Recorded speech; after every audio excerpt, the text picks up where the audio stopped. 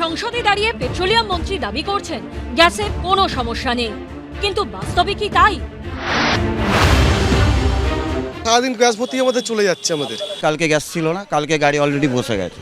দিকে দিকে এলপিজি পাম্পের বাইরে অটোর লম্বা লাইন। একবেলা চলে যাচ্ছে, আর কত ভাড়া খাটতে পারবো। প্রিন্স আনোয়ার শাহ রোড থেকে তারাতলা অধিকাংশ এলপিজি পাম্পেই এক ছবি। আগে দুদিন যেত, এখন সেটা স্টকটা কম আসছে বলে একটু কম যাচ্ছে, আর কাজের প্রেশারটাও আছে, গাড়ির প্রেশারও আছে, অনেকটা বেড়ে গেছে।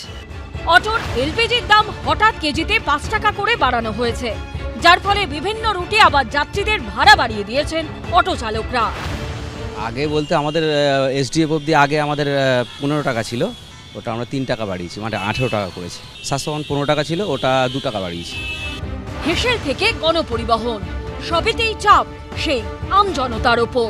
পার্থপ্রতিম ঘোষ, ঐশী মুখোপাধ্যায় ও সন্দীপ সরকারের রিপোর্ট, এবিপি আনন্দ।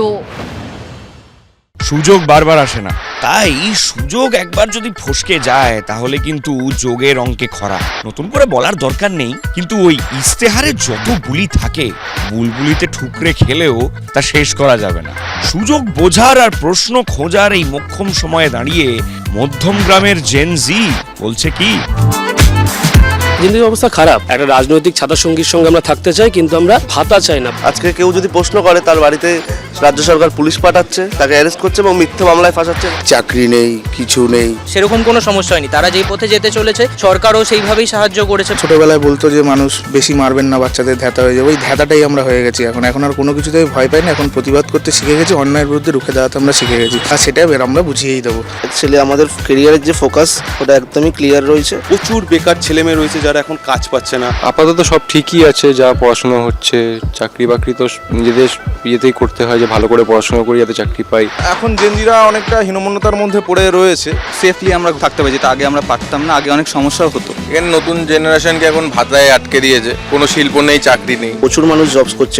বেঙ্গলে তো কম লোক জব করে বেছে নেই, অনেক লোকই জব করছে, আর জবস রয়েছে। চাকরি করতে গেলে পা তেলাতে হবে, টাকা দিতে হবে, তাহলে চাকরি আছে। প্রথম কথা, কর্মক্ষেত্র তো আমাদের নেই, আমাদের ওই চপ মুড়ি নিয়েই চলতে হচ্ছে। বিভিন্ন রকম প্রলোভন দেখি আমাদের যে শিক্ষা ব্যবস্থার পরিকাঠামো দিনের পর দিন এই সরকার একবারে মাটিতে মিশিয়ে ফেলেছে। শিক্ষা দীক্ষা যত রকমের সুবিধা একটা শিক্ষার্থী পাওয়া দরকার, সেই শিক্ষার্থীগুলো পাচ্ছে। মানুষ এখন প্রশ্ন করতে ভয় পাচ্ছে, কিন্তু প্রশ্ন আমাদের করতে হবে। না, কেন ভয় লাগবে? প্রতিবাদ করা আমাদের অধিকার, আমরা অবশ্যই প্রতিবাদ করবো। এই সরকারে বা রাজ্যে প্রতিবাদ করার কোনো ইস্যুই নেই, তারা প্রতিবাদটা করবো কেন? এখন আমাদের অনেক রকম ভালো হয়ে গেছে, কলেজে আমরা ভালোভাবে পড়াশোনা করতে পারছি, অনেক রকম ফেসিলিটিসও রয়েছে। আজকালকার দিনের ছেলে, আমরা জানি আমাদের ফোকাসটা ক্লিয়ার, কি চাই আমরা লাইফে করতে, সেটা আমরা করতে পারবো। ঘুরে ঘুরে জনে জনে জেনে নিলাম জেন জি বলছে কি।